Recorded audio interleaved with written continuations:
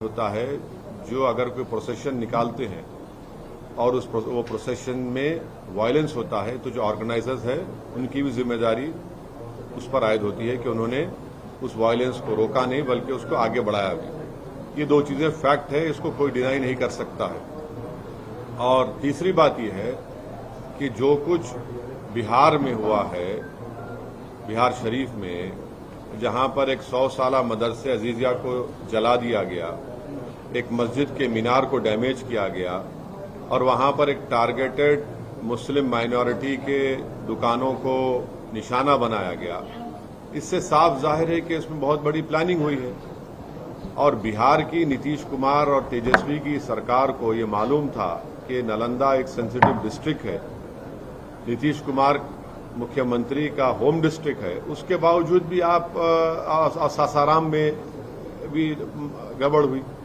तो ये सरासर बिहार में जो कुछ हुआ, ये सरकार के ऊपर जिम्मेदारी आयद होती है कि उन्होंने वायलेंस को रोका नहीं। और उनको मालूम था, उनके पास रिपोर्ट्स, इंटेलिजेंस रिपोर्ट्स थे कि यहां पर वायलेंस हो सकता है। 2016 में भी इस तरह का एक वायलेंस नालंदा में हुआ था। और अफसोस की बात यह है कि वहां पर एक मदरसे अजीजिया को पूरा जला दिया गया। 100 साल का मदरसा, 4000 किताबें, उसमें कुरान करीम भी है, इन्हें मैन्युस्क्रिप्ट से, रेयर मैन्युस्क्रिप्ट, उसको जला दिया गया है। और आपके वहां हुकूमत की नाकामी। और आप देखिए कि नीतीश कुमार जो है, उन पे कोई रिमोर्स ही नहीं है, उनको कोई तकलीफ ही नहीं हो रही उनको। कल इफ्तार की पार्टी में चले गए, टोपी सर पर पहन लिए, शॉल पहन लिए, अरे कुछ तो हमदर्दी दिखाते, गम दिखाते। और वो आरजेडी का जो नेता है वो कहता है कि ट्वीट कर दिया। अरे भाई जबान से बोलो ना, कंडेम करो। ये पूरी खुली साजिश है कि बीजेपी इस तरह से ये जो राइट हुआ है बिहार में, उसके जरिए से वो अपना कंसोलिडेशन करना चाहते हैं।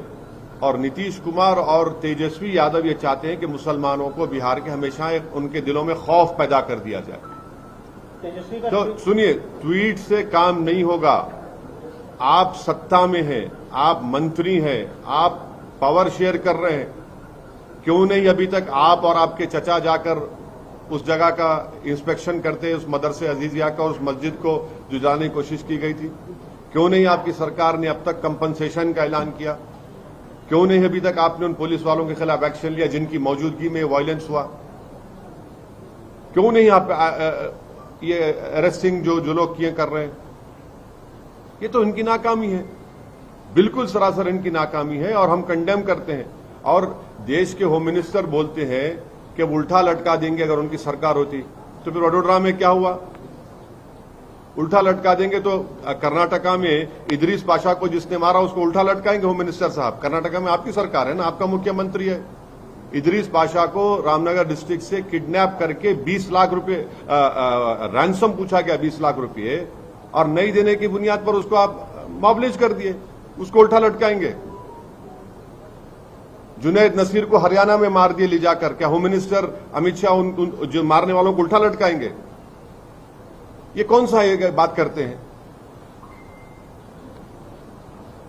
तो बंगाल के हिंसा को कैसे देख रहे हैं? मैं जो वायलेंस होता है उसकी जिम्मेदारी स्टेट गवर्नमेंट पर आयद होती है, वो उनकी नाकामी है।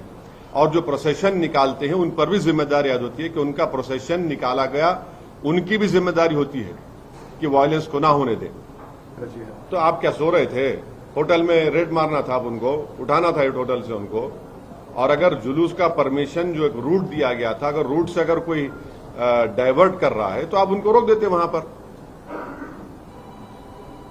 हर प्रोसेशन का एक रूट मैप होता है ना, आप रूट मैप को फॉलो करिए। तेलंगाना में भी हेट स्पीच का मामला सामने आया था रामनवमी के दिन। केस तो दर्ज हुआ है लेकिन कोई पुख्ता कार्रवाई नहीं। हम तेलंगाना सरकार से इस बात का डिमांड करते हैं कि जिस शख्स ने वाहियात बातें की हैं उसका बेल का कंडीशन यही था कि वो दोबारा इस तरह की बकवास और हेट स्पीच नहीं देगा। उन्होंने इस तरह का भाषण देकर अपने बेल कंडीशन का वायलेशन किया है। हम उम्मीद करते हैं कि हाई कोर्ट में उनका बेल कैंसलेशन के लिए कमिश्नर ऑफ पुलिस और यहां का एडमिनिस्ट्रेशन उस पर एक्शन लेगा। और उसी शख्स के खिलाफ महाराष्ट्र में भी एफआईआर हुआ है, तो वो बार बार अपने ही बेल के कंडीशंस को वायलेट कर रहे हैं और ये फिट केस है उनके खिलाफ लीगली आगे बढ़ने के लिए। और संगारेड्डी में जो पटनचेरू में जिस 3 बच्चों को मारा और पीटा गया मार्केट के मामलात में, कल मेरी डीएसपी संगारेड्डी से बात हुई है। उन्होंने मुझे यकीन दिलाया है कि वो अनलॉफुल कन्फाइनमेंट और असॉल्ट का केस बुक किए हैं। मैंने उनसे कहा है कि सर वो उसमें सेक्शन लगाइए 307 अटेम्प्ट टू मर्डर का, क्योंकि एक बच्चे का हाथ टूट गया, दूसरे बच्चे के दांत टूट गए हैं। तो खैर उनको नहीं पता था। आज हम हमारे पार्टी के लोग वहां गए हैं, उन बच्चों को भी लेकर गए, केस रजिस्टर हुआ है और उन्होंने मुझे यकीन दिलाया कि अनकरीब में उन तमाम जो एलिज्ड एक्यूज है उनको जल्द से जल्द गिरफ्तार किया जाएगा। I am saying in context of Bihar, in context of Bihar, which I know that had the Nitish Kumar RJD government had decided that no violence will take place, the violence would not have happened. They have failed in controlling the violence in Nalanda, completely failed. They jolly well know that if because of this violence, they send out a message to the Muslims of Bihar कि देखिए BJP आतंक कर रही है, अब आप हमारे साथ रहिए। और वहां पर बीजेपी क्या करती है कि मेजॉरिटी कम्युनिटी को बोलते देखिए आप अनसेफ हैं। तो दोनों का सियासी फायदा हो रहा है। नुकसान कौन उठा रहा है? गरीब उठा रहा है।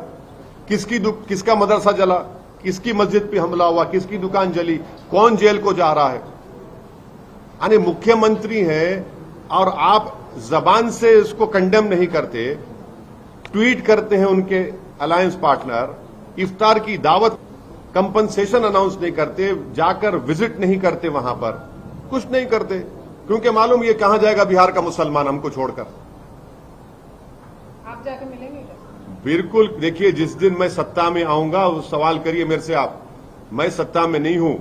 सत्ता में जो लोग हैं उन्होंने संविधान पर कसम खाई है और देश के होम मिनिस्टर बोलते हैं कि उल्टा लटका देंगे, उनकी सरकार आएगी। अरे उल्टा लटकाइए ना बिल्किस बानो के कातिलों को, रेप करने वालों को उल्टा लटकाइए। इदरीस पाशा के जो मॉब लिंचिंग हुआ रामनगर डिस्ट्रिक्ट कर्नाटका में, किडनैप करके मार दिया गया उसको। जुनैद नसीर के मारने वालों को उल्टा लटकाइए। अमित शाह साहब क्यों नहीं लटकाते आप एक तरफा क्यों बात करते हैं? आप तो भारत के होम मिनिस्टर है ना। जब आप उल्टा लटकाने की बात कर रहे हैं तो ठीक है, संविधान में उल्टा लटक जाएगा जब, बस सबको लटकाइए उल्टा। अब सुनिए, तफसीली सवाल सुनिए। तफसीली जवाब यह है कि यहां पर मोदी सरकार एनसीईआरटी से मुगलों की तारीख को मिटा रही है, पास को। और चाइना जो है, जिसका मोदी जी G20 इंडोनेशिया में चेयर से, कुर्सी से उठकर पलटकर जाकर हाथ मिलाए थे, एनसीईआरटी में मुगलों की तारीख को मिटाया जा रहा है और चीन हमारी प्रेजेंट को मिटा रहा है, प्रेजेंट को मिटा रहा है, हमारे नामों को। ये इसमें खुश है और चीन प्रेजेंट नामों को मिटा रहा है। तीसरी मर्तबा हो चुका है। क्यों हो रहा है? क्योंकि चीन जानता है कि देश के प्रधानमंत्री मोदी जी चीन का नाम नहीं लेंगे। दूसरा, ये सरकार फैक्ट्स नहीं बोलती। तीसरा, इनका रिस्पांस वीक है। इसीलिए इन 3 चीजों की वजह से चीन हमारे प्रेजेंट को मिटा रहा है और मोदी जी की सरकार मुगलों की तारीख को मिटा रही है। अब हम इस पर यह बोलना चाह रहे हैं कि 1653 में ताजमहल को शायद मोदी जी ने बनाया था। हाँ, 1648 में लाल किले को शायद नाथुराम गोडसे ने बनाया था। और 1857 की जो बेचारा जो बादशाह जो बर्मा जाकर मर गया, शायद वो सावरकर थे। और जो 1690 में जो पूरे विश्व का 24% जीडीपी था, शायद एम्परर मोदी जी थे, इसलिए 24% जीडीपी हो गया। यही प्रॉब्लम है। आप पास को मिटा रहे हैं और चीन प्रेजेंट को मिटा रहा है। ये प्रॉब्लम है भारत में। चीन के ऊपर देश के प्रधानमंत्री एक शब्द नहीं बोलते, फैक्ट्स को छुपाया जाता है और वीक रिस्पांस है। 3 चीजों की वजह से चीन ही हरकत कर रहा है। अब आप बोलिए क्या हमारा रिस्पांस है? कुछ नहीं है, हम नहीं माने। अरे क्या आपके देश के इलाकों का नाम मिटा रहा है, आपको उसकी फिक्र ही नहीं है, मगर आप तारीख मिटाएंगे। 1650 में, 1640 में, सन 57 में क्या हुआ था। अरे भाई ये देखो, आप सत्ता में है, ये क्या हो रहा है? क्या मेरा स्टैंड क्या है? मैं तो हमेशा बीजेपी को अपोज कर रहा हूं और करता रहूंगा। मैं सुनिए क्या सुनिए जो मैं समझ गया आपका सवाल मेरे भाई। यूएपीए का जब कानून जुलाई अगस्त 2019 में अमित शाह होम मिनिस्टर लेकर आए थे, तो क्या कांग्रेस ने सपोर्ट नहीं किया था? और असदुद्दीन ओवैसी ने अपोज किया। हम तो हर कानून अपोज करते हैं, हम तो क्लियर कट हैं, बीजेपी के खिलाफ थे, हैं और रहेंगे आइडियोलॉजी की बुनियाद पर। हम तो कह रहे हैं कि 2 समंदर के किनारे एक हो ही नहीं सकते कभी। तो क्या एक चेहरा कौन है वो? केसीआर साहब सर। हाँ, इन्हें एक चेहरा कौन है बोले क्या उन्होंने? एक चेहरा कौन है? सभी लोग कोशिश कर रहे हैं। कौन? केसीआर साहब। नहीं, एक चेहरा उन्होंने बोले क्या? एक चेहरा कौन है? हम क्या बोल रहे हैं? भारत में अगर 24 में नरेंद्र मोदी को हराना है, बीजेपी को नहीं,